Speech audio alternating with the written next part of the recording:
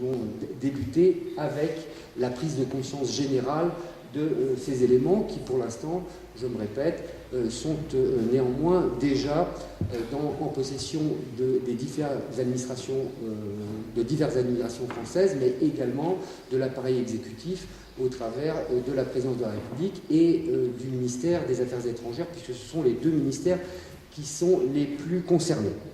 Alors, vous avez eu un aperçu historique rapide qui vous a été dressé. Je veux dire que la situation qui est la mienne est la suivante. Je suis avocat, j'exerce pendant une quinzaine d'années à Paris, notamment pour le compte d'une administration générale, puisque c'était la direction générale des douanes qui occupait mon temps. Et à cette occasion, j'ai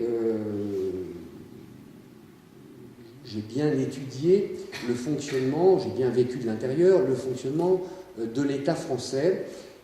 Lorsque je suis arrivé en Savoie et que j'ai appris en 2007 qu'on envisageait de fermer les cours d'appel de Savoie ainsi que certains tribunaux dans le cadre de la réforme de la carte judiciaire, je me suis inquiété de savoir si juridiquement c'était possible. Je ne savais pas à quel point ce que j'allais découvrir était particulier, singulier et susceptible de bouleverser nos vies à tous qui vivons sur ce territoire. En effet, dans un premier temps, je me suis appuyé sur les documents historiques qui avaient été récupérés par des personnes particulières, enfin des particuliers qui avaient consacré un certain nombre d'années de leur vie à récupérer des documents détruits, des documents éparpillés à l'étranger, des documents conservés dans les greniers ou les malles familiales. Ce travail a duré des années. Il a été l'œuvre de personnes qui, pour beaucoup, ont œuvré dans les mouvements savoisiens qui réclamaient au plan politique la reconnaissance de leurs droits et surtout la reconnaissance de la violation des obligations que la France s'était engagée à respecter au moment de l'annexion. L'annexion, en effet, n'a pas été sans réserve, et il suffit de lire le traité de 1860 pour constater que l'article 1er de ce traité de rattachement de la Savoie à la France précisait bien que le transfert de la souveraineté de la Savoie aux autorités françaises se faisait dans l'état des droits qui étaient ceux de la Savoie. Ceci pour dire que, en réalité, aujourd'hui, quel est l'idéal, l'objectif, le rêve de chacun? C'est évidemment le bonheur et la liberté. Ce bonheur et cette liberté, une espèce de forme de paradis, il faut, comme la formule le dit, en avoir les clés. Et ces clés, elles sont au nombre de 8. Ce sont des clés dont le métal est indestructible. Ce sont des armes dont les munitions ne manquent jamais, dotées de mécanismes qui ne s'enrayent pas, puisque tout ça, c'est du droit. Il y a 8 éléments de droit que ce cycle de conférences va détailler les uns derrière les autres. Mais aujourd'hui, puisque c'est la première, on va s'occuper de la première clé et la plus importante, qui est ce phénomène d'abrogation. Je vais essayer de vous démontrer que le traité de 1860 est purement et simplement abrogé, avec toutes les conséquences incommensurables que cela va entraîner. La Savoie est effectivement un État souverain pendant plusieurs siècles, avant que de basculer dans l'espace juridique français. La question juridique qui est à la base de ma réflexion, c'est: cette souveraineté a-t-elle disparu avec le rattachement à la France? Et la réponse des professeurs de droit et de la jurisprudence, de la doctrine et de la jurisprudence française, c'est de dire que cette souveraineté de la Savoie, ces droits propres de la Savoie n'ont pas disparu, ils ont simplement été exercés pendant la durée de l'annexion, c'est-à-dire tant que le traité n'est pas abrogé et reconnu comme tel. Ce moment où il va être reconnu abrogé approche. Il y a des articles de presse qui vraisemblablement vont enflammer le débat et le lancer. Cette souveraineté, elle peut d'autant plus renaître pour la Savoie qu'elle n'a jamais disparu en réalité. Elle a été exercée par la France. Alors, la raison pour laquelle cette situation est inconnue, eh bien, il faut avoir un peu de temps à consacrer à l'aspect juridique des choses ou d'une manière un peu imagée. Je me propose de vous fournir et de vous faire partager ces 8 clés juridiques, mais pour que vous ayez ces 8 clés juridiques à votre disposition et puissiez les utiliser, en parler autour de vous et être à même d'éclairer ce qui va se produire de ce que vous aurez entendu ici, il faut accrocher ces clés à une espèce de porte-clés. Et ce porte-clés, c'est une connaissance de base minimum sur l'histoire de la Savoie. Je note au passage, il y a des enseignants dans la salle, que les programmes officiels d'histoire qui sont prodigués, diffusés en Savoie, n'abordent pas cet aspect des choses. Et il faut donc, mais c'est assez facile, sur Internet maintenant, un certain nombre de sites vous permettent de dégrossir votre connaissance, ou en tout cas d'étayer vos connaissances sur le sujet. Aux grandes étapes qui vous ont été dressées là, je vais en rajouter une ou deux avant de rentrer vraiment dans le sujet du droit et de la première clé qui est comprendre ce qui se passe, c'est-à-dire l'abrogation, par un aspect historique du droit. Il y a l'histoire, c'est une science, il y a le droit, c'est une autre science, mais entre ces deux sciences, il y en a une intermédiaire qui est l'histoire du droit. Et cet aspect, cet angle de compréhension de la Savoie, de son peuple et de son avenir, il passe par une analyse historico-juridique de la situation. C'est assez simple en réalité.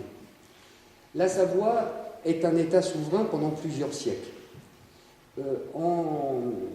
La dernière étape d'acquisition de droits qui sont propres à la Savoie, c'est à la fin du Premier Empire et avec la chute de Napoléon à Waterloo,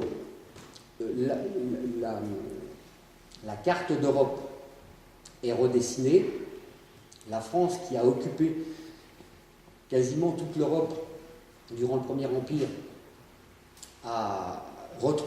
perd ses différentes conquêtes et se retrouve dans les frontières qui étaient les siennes à la sortie de la Révolution, c'est-à-dire en 1792, c'est-à-dire qu'elle perd la Savoie. Le traité, c'est durant le congrès de Vienne, les différents traités, dits les traités de Vienne, qui terminent les guerres napoléoniennes, vont restituer à la Savoie sa souveraineté, mais l'ensemble des pays d'Europe accordent à la Savoie des droits spécifiques, nouveaux, qui sont la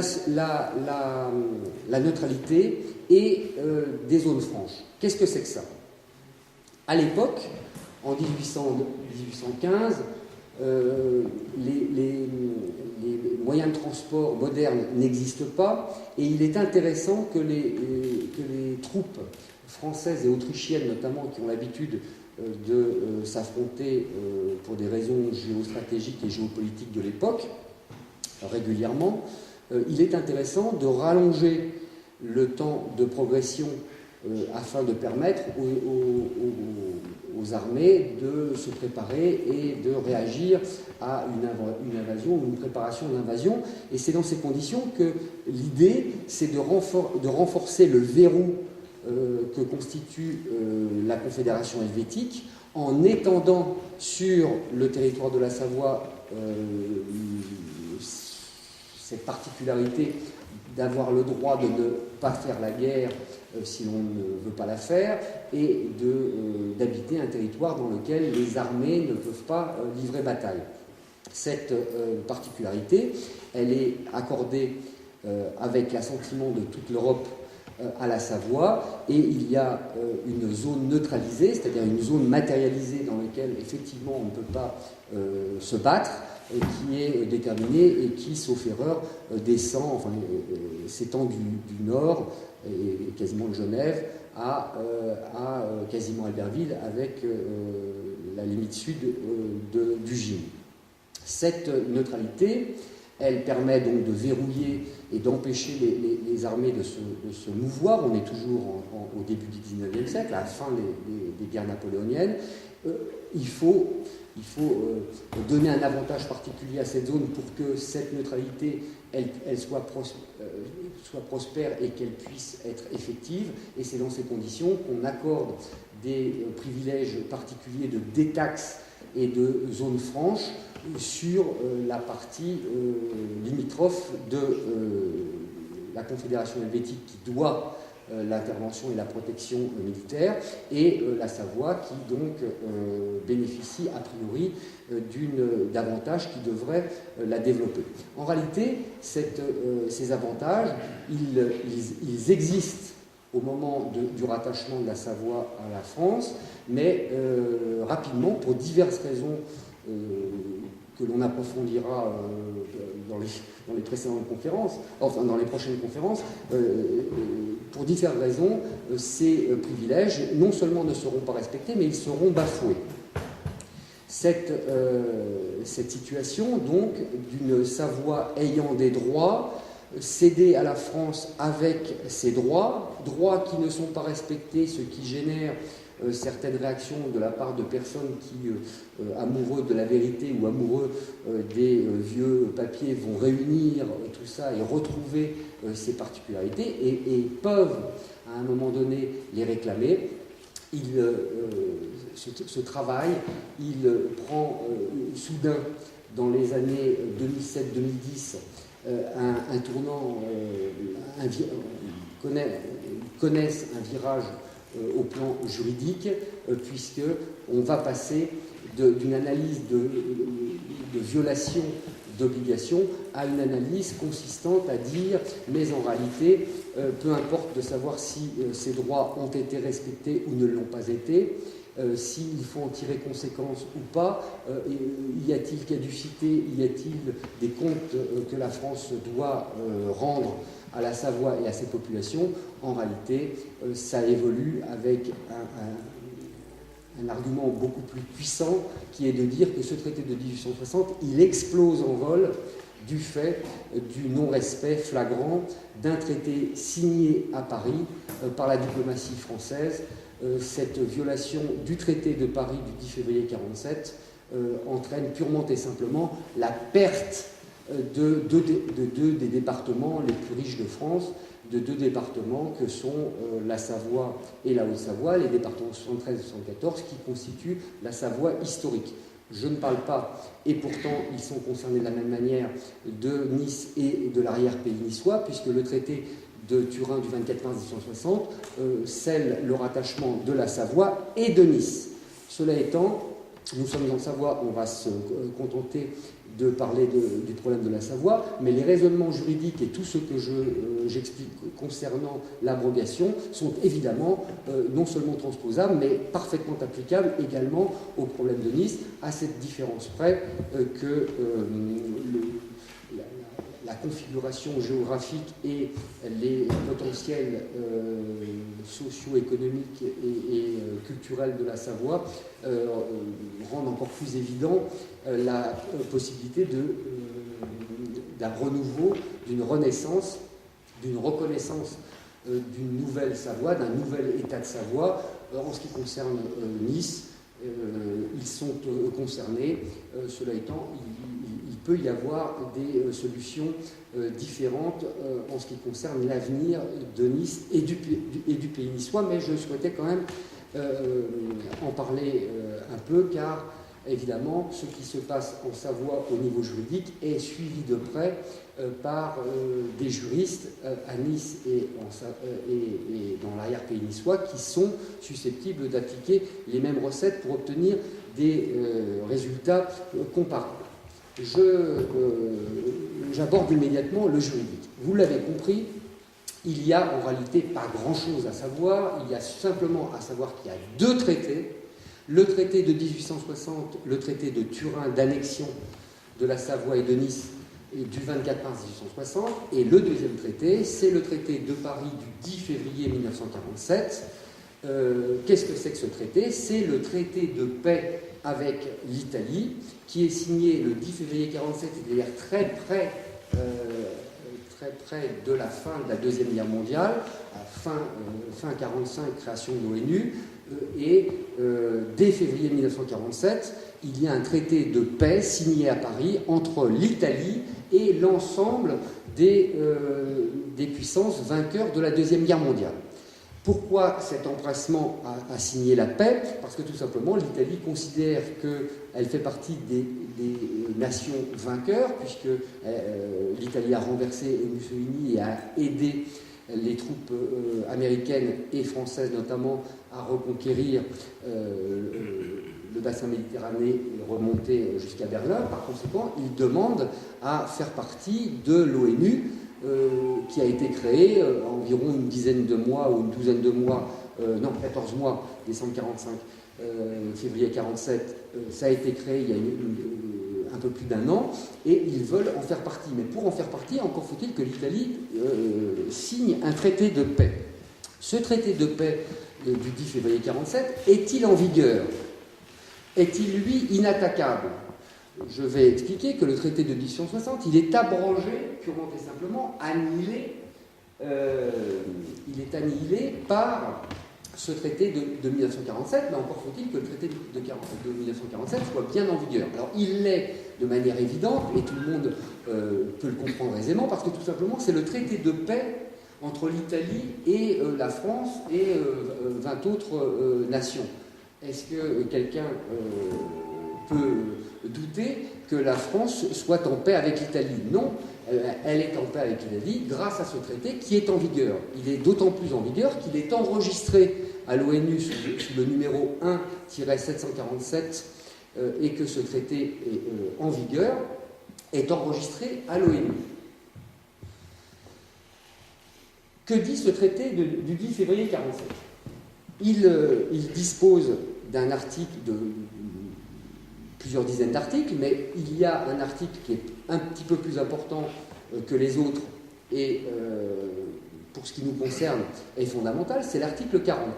Lorsque des pays se font la guerre, bien évidemment, les traités qui les lient antérieurement au conflit sont mis en suspens et ne seront réactivés qu'à la fin des hostilités. L'article 44 est donc un traité de paix classique qui va inviter, on peut peut-être envoyer le texte du traité de 47. Alors évidemment, comprendre l'abrogation, ça vient du latin, et ça veut dire annuler, abolir, question. Le traité de 1860, c'est-à-dire ce qui permettent à la France, depuis 150 ans, d'exercer légalement sa souveraineté en Savoie, si ce traité est abrogé, eh bien c'est très grave. Or, il l'est, parce que ce traité de Paris du 10 février 1947, que la France donc connaît particulièrement bien, elle en est signataire, dépositaire, et c'est elle, la diplomatie française, qui l'a enregistré à l'ONU, cet article 44 comporte trois alinéas.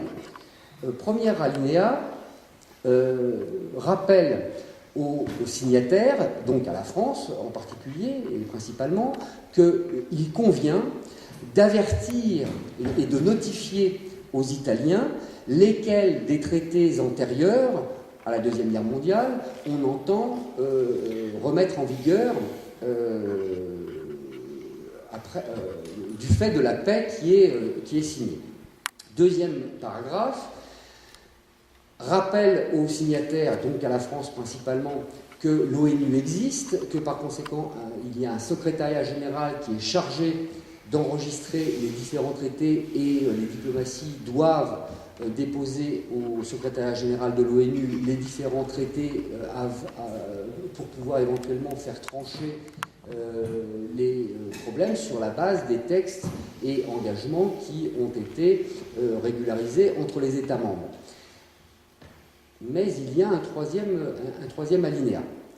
Il est précisé que les traités antérieurs doivent être notifiés, qu'une fois qu'ils auront été notifiés, il ne faut pas oublier de les enregistrer à l'ONU, mais il y a un paragraphe 3 qui organise une sanction.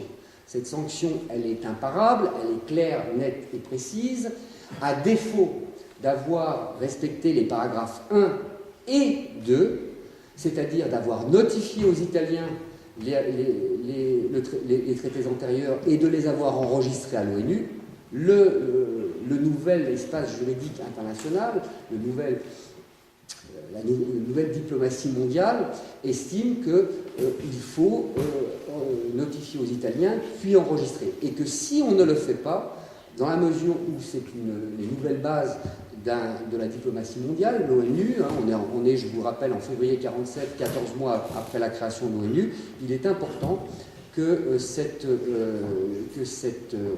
enregistrement ait lieu. À défaut, il y a abrogation. C'est très clair et c'est très grave comme situation. Si jamais on oublie de notifier, si jamais on oublie d'enregistrer à l'ONU, on s'expose à ce que le traité oublié soit purement et simplement considéré comme nul et non avenu, et même à la limite rétroactivement. Dès lors que les choses ne sont pas faites, il y a problème. Question, le traité de 1860, qui est un traité d'annexion territoriale, la France, je pense, après-guerre, a tout à fait conscience qu'il lui faut conserver l'ONU. Pour l'anecdote, je rappelle qu'en juin 1940, lors de la défaite française, la première réaction de Benito Mussolini, c'est de réclamer la Savoie, c'est-à-dire qu'il considère qu'il y a un petit problème sur le traité de 1860, et lorsqu'en 1947, à Paris, la diplomatie française s'engage à notifier les traités, évidemment, elle pense à celui-là qui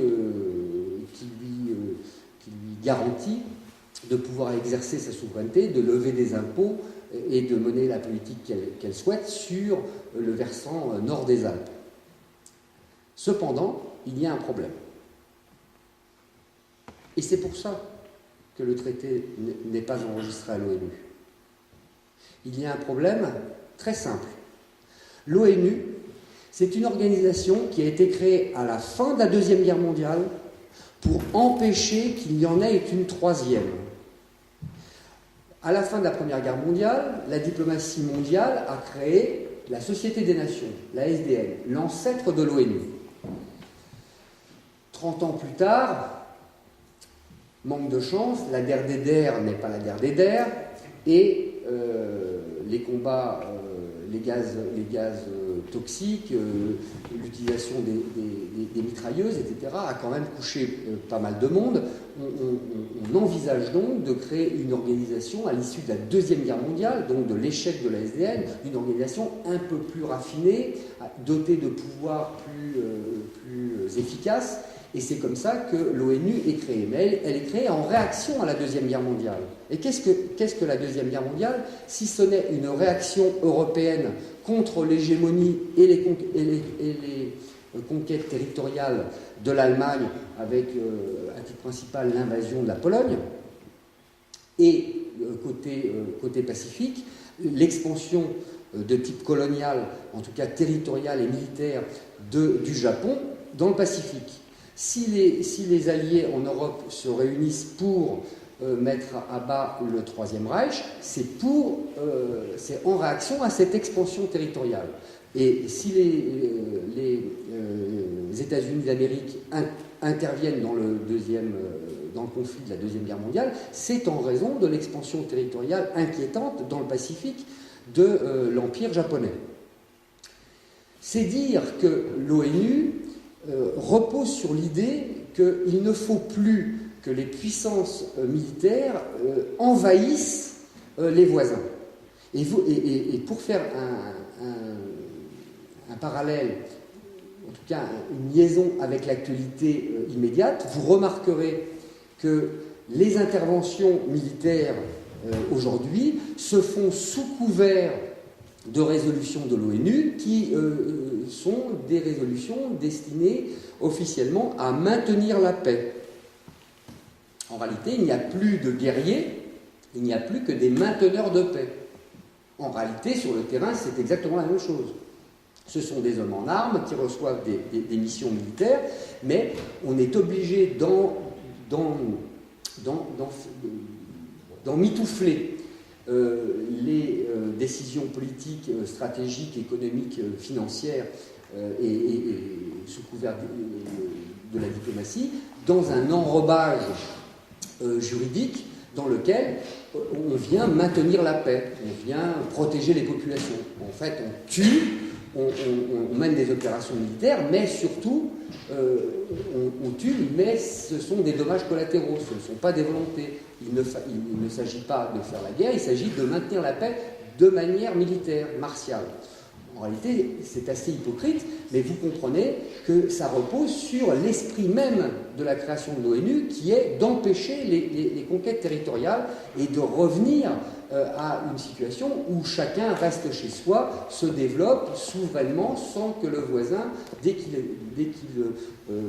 conçoit une arme plus destructrice, ou met en place, met sur pied une armée nombreuse et entraînée, d'aller faire un petit tour chez le voisin.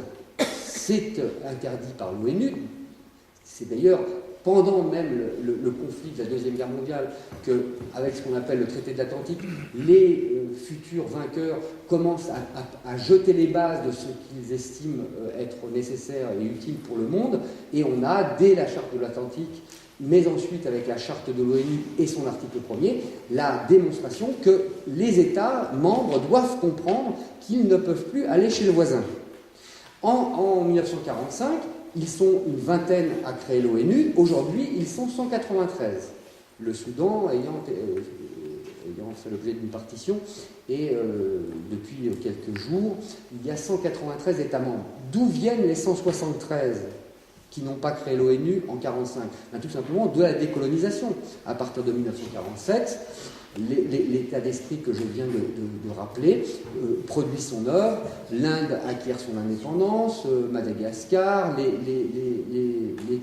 colonies britanniques et françaises sont démantelées, mais pas uniquement les françaises et les anglaises, qui sont les deux principales puissances coloniales, mais également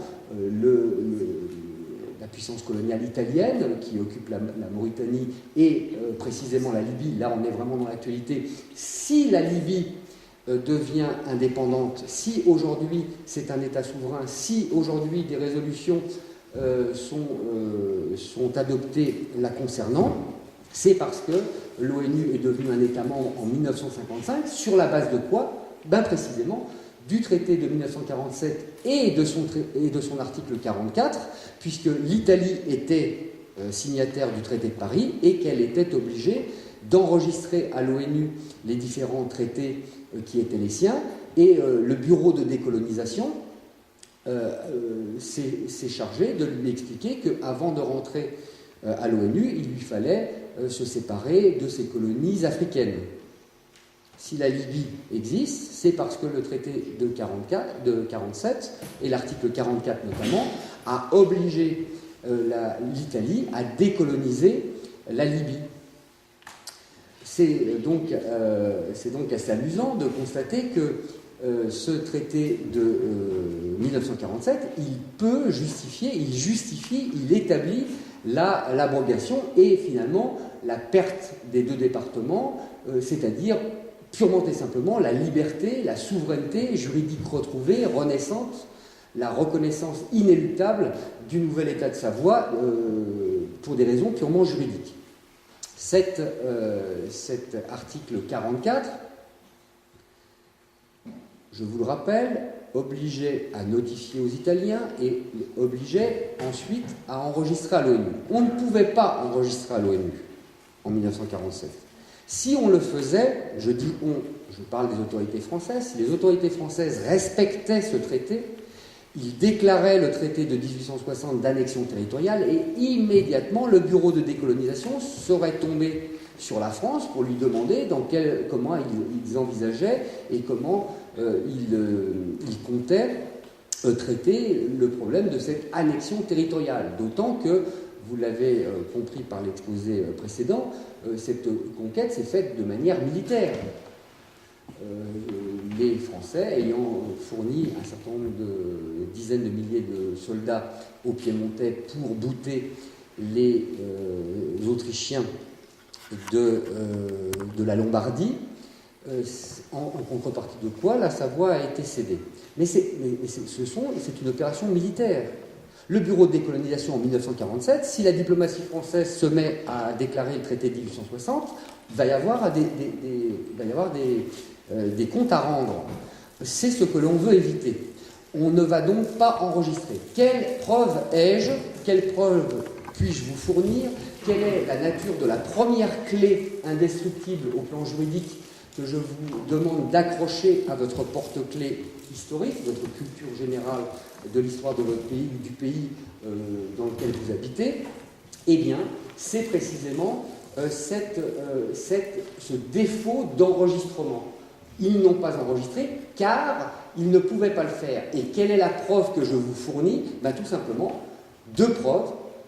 Une attestation de l'ONU qui dit le traité de 1860, on ne l'a pas. Et deuxièmement, l'aveu, la reine des preuves, puisque une question a été posée par un député en avril 2010 avec une réponse en juin 2010 sur le défaut d'enregistrement et le ministère des Affaires étrangères et européenne, puisque c'est le titre qu'il porte, c'était à l'époque M. Kouchner, a répondu très officiellement le 15 juin qu'effectivement il n'y avait pas d'enregistrement. Je note qu'à cette occasion, il a dit effectivement il n'y a pas d'enregistrement, mais nous avons d'ores et déjà donné les instructions pour y procéder dans les meilleurs délais, c'est-à-dire qu'au mois de juin, il y a déjà des instructions pour pallier aux problèmes soulevés par la Savoie et par ces populations, et qu'on est maintenant au mois de mai, c'est-à-dire quasiment 11 mois plus tard, et cet enregistrement qui prend 5 minutes en 11 mois, il n'est pas fait.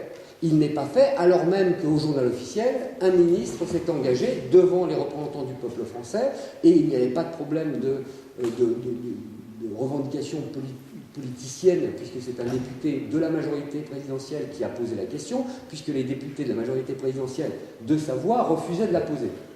Peut-être que ce qu'on peut comprendre, c'est qu'ils sont coincés, quoi. Ah, ils sont très coincés. Ils sont d'autant plus coincés qu'il y a un double problème. Premièrement, découvrir qu'il y a un problème, et deuxièmement, éventuellement, devoir donner des comptes.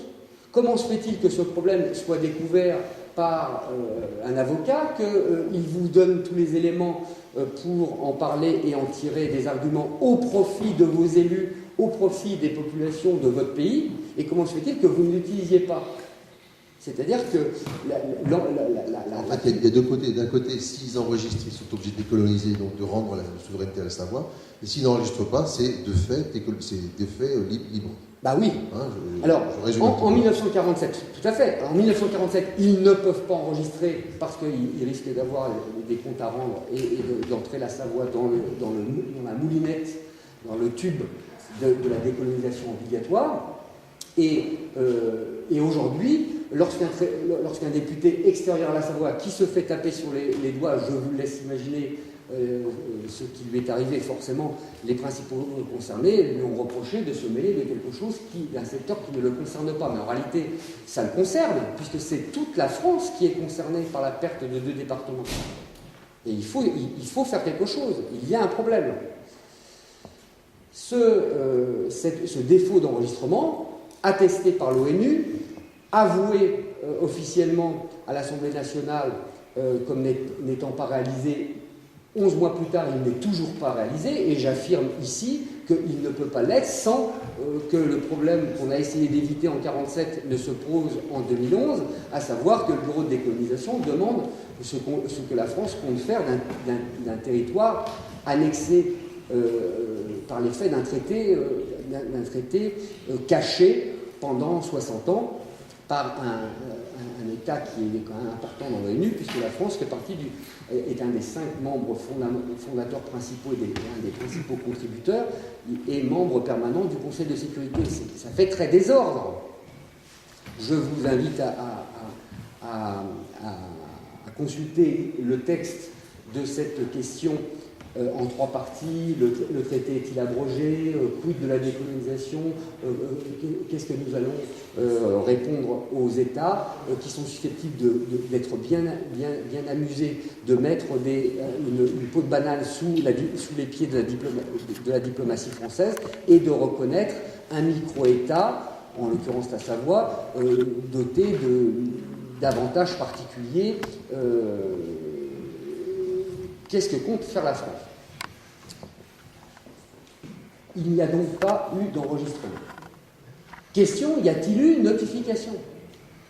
Car si vous lisez attentivement la question qui a été posée et surtout la réponse qui a été apportée, il a été reconnu qu'il n'y avait pas eu d'enregistrement, mais il est dit, nous n'avons pas enregistré, mais c'est pas si grave que ça, car nous avons notifié.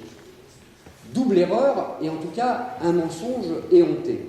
Double erreur parce que c'est la notification et l'enregistrement. Ce sont les 2 choses qu'il faut faire. Et c'est pour ça que le paragraphe 3, qui parle d'abrogation, vient bien en paragraphe 3. Il faut notifier et enregistrer.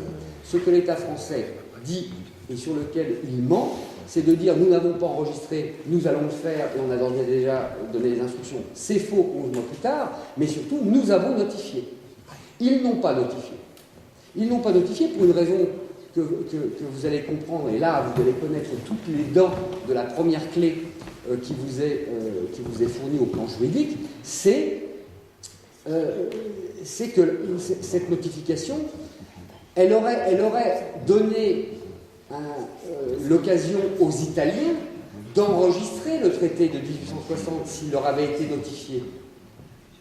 Par conséquent, en 1947, ils n'ont pas notifié non plus. Ils n'ont pas enregistré, mais ils n'ont pas notifié, de peur que, le notifiant aux Italiens, ensuite ceux-ci enregistrent le traité et on se retrouvait dans le même problème. Alors, ça devient très intéressant, parce qu'il y a un mensonge d'État qui est mis à jour. C'est vraisemblablement ça qui va faire l'objet d'articles dénonçant la situation et mettant la France face à ses responsabilités, parce que ce défaut de notification, il est également important, et d'autant plus important que l'État français, dans un premier temps déstabilisé, s'est raccroché à cette notification. Ils ont même dit nous avons notifié et nous avons publié au journal officiel cette notification. Or, vérification faite, cette notification n'est pas intervenue auprès des Italiens qui n'en ont pas trouvé de trace. Ils ont simplement trouvé la trace que les Français envisageaient verbalement de le faire, mais ne l'ont pas fait pour la raison que je ne vais pas répéter une 3e fois.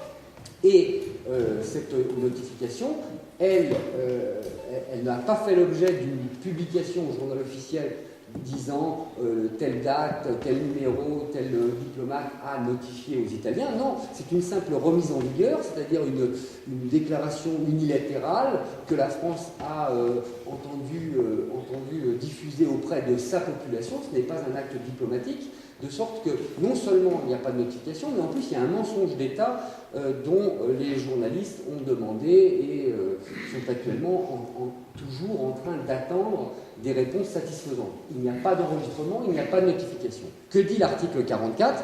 Si le traité antérieur à 47, donc le traité de 1860, est concerné, n'a pas fait l'objet d'une notification et d'un enregistrement, il est abrogé. C'est fini. La France ne peut pas revenir dessus, elle ne peut pas rattraper le coup. Elle a perdu la Savoie historique, c'est-à-dire les 2 départements, 73 et 74, ainsi que Nice. C'est perdu.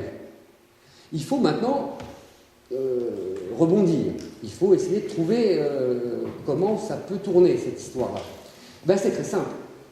Ce n'est pas la première fois que la France se retrouve dans une situation de devoir organiser une partie de son territoire antérieur qui accède à un nouveau statut. Et dans le cas de la Savoie, il y a deux situations qui sont assez proches. La Nouvelle-Calédonie qui a été conquise militairement par Napoléon III en 1853, quand la Savoie a été conquise par Napoléon III en 1860, c'est-à-dire 7 ans plus tard, et la Nouvelle-Calédonie fait l'objet d'un traitement particulier et d'une surveillance par l'ONU et d'un désengagement français et de transfert des pouvoirs régaliens sur une assemblée législative calédonienne. Ce sont les accords de Nouméa. Il y a un autre exemple qui est applicable à la Savoie assez facilement, c'est la départementalisation de l'Algérie. Je vous rappelle que l'Algérie, c'était le territoire national, c'était 3 départements français, c'était même la capitale de la France libre, qui n'était pas Londres, mais qui était Alger. Et lorsque, par les accords d'Évian, la décolonisation du bassin méditerranéen et de l'Algérie en particulier a lieu, ce sont les accords d'Évian qui vont opérer ce transfert et cette résurrection de l'Algérie. On prend donc les accords de Nouméa, on prend les accords d'Évian, on met les deux choses dans une boîte, on la mélange et juridiquement il sort un traité des accords qui seraient un mix entre les accords de Nouméa et les accords d'Évian et qui pourrait organiser ce qui va se produire. Premier point clé, donc, l'abrogation. Deuxième point clé, la décolonisation, le droit de la décolonisation. Comprenez bien que l'ONU sont fondamentalement basés sur une interdiction de la colonisation et une obligation de la décolonisation. Et l'actualité actuelle, c'est la moitié du monde, voire les 3/4 du monde, qui poussent des cris d'orfraie.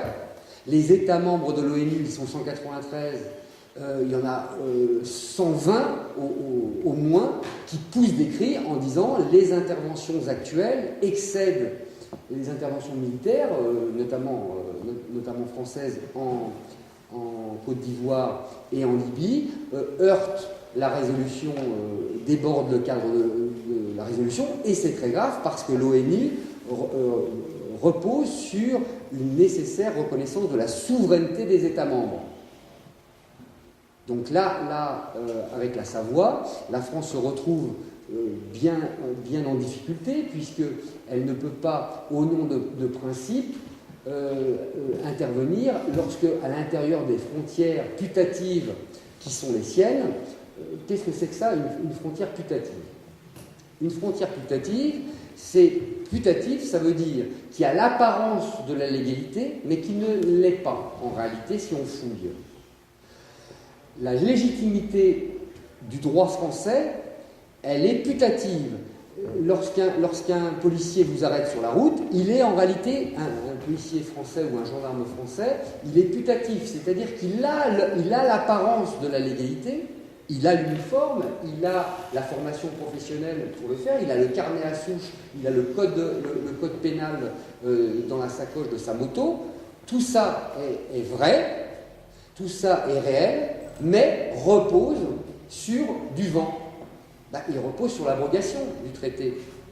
Si ce policier exerce il l'exerce sur le territoire national, et la Savoie est territoire national en vertu du traité de 1860. Si celui-ci est abrogé, les policiers, les fonctionnaires, les préfets, les juges, les avocats, tout le monde repose sur une fiction, à savoir que le traité est en vigueur, alors qu'il ne l'est pas. Pour bien comprendre ce que c'est que la putativité, vous épousez quelqu'un, vous épousez une femme dont le mari est parti à la guerre. Il s'avère qu'en réalité, il n'est pas mort, il était dans un camp de prisonniers. Quand il revient, vous vous êtes marié avec cette dame. Vous avez publié les bans, vous avez signé, vous avez éventuellement fait régulariser un contrat de mariage. Vous avez signé les registres d'état civil. Tout le monde l'appelle Madame Bonnard. Néanmoins, Madame Bonnard, ou Madame Dupont, eh bien, elle était mariée à quelqu'un qui n'était pas mort. Par conséquent, vous avez épousé quelqu'un qui n'était pas veuve, célibataire ou divorcé. Vous avez épousé quelqu'un qui était déjà marié. Et c'est impossible. Par conséquent, votre mariage est putatif. Vous avez toute l'apparence, vous avez l'anneau à la main, vos voisins vous appellent monsieur et madame Durand, mais en réalité, le mariage des époux Durand est putatif. Madame Durand, elle est madame Martin revenue de guerre. C'est clair. Alors, la situation juridique de la Savoie, c'est celle-là. Un traité de 1860 qui est la base angulaire de la souveraineté française, de l'exercice de la souveraineté de la Savoie par la France, et une abrogation par l'effet d'un traité signé à Paris, donc incontournable pour les Français, qui aboutit à une situation de putativité générale. Tout a l'apparence d'être vrai, mais en réalité repose sur du vent. C'est ça l'objet de ce cycle de conférences. Faire comprendre cette situation, la faire comprendre pour pouvoir anticiper, pour pouvoir participer à ce qui va se passer ensuite. Ce qui va se passer ensuite, c'est la renaissance de la Savoie. Quand je dis ce qui va se passer ensuite, ce qui se passe déjà, sauf à ce que l'État français, interrogé depuis maintenant des années, acculé à répondre à des journalistes depuis quelques semaines. Si la France ne répond pas, si la France n'est pas en mesure de dire « nous avons enregistré, nous avons notifié, il n'y a pas de problème », le traité est tenu pour abroger, c'est fini. Le nouvel État de Savoie est né. Il va renaître de ses cendres. En réalité, même pas de ses cendres. La souveraineté n'a jamais disparu. Vous avez vu à l'écran que le territoire de la Savoie, il est borné. Il n'y a pas de problème, ça peut se passer demain matin. Les bornes qui entourent la Savoie font que le sujet est délimité. Si jamais il y avait un problème juridique et que l'indépendance du Pays Basque ou de la Bretagne viennent à se poser, se poserait immédiatement la question de savoir où commence la Bretagne, où finit-elle. Il y aurait des discussions. Le Pays Basque, pareil. Pour la Savoie, non. L'État est défini. Concernant sa souveraineté, elle n'a pas disparu. Elle a existé pendant plusieurs siècles. Et puis au niveau de sa représentativité, de sa souveraineté, de l'exercice de ses droits propres, eh bien, c'est dans le cadre du droit international et de la décolonisation obligatoire d'un certain nombre très important de multiples résolutions de l'Assemblée générale de l'ONU qui vont permettre à la Savoie de se doter d'un nouvel appareil, de manière démocratique, d'une manière qui personnellement ne m'intéresse pas immédiatement. Pour l'instant, j'en suis, avec les personnes qui sont autour de moi et m'aident et que je remercie à cet instant, de m'aider à diffuser cette information utile, cette information très utile, cette information risquant de s'avérer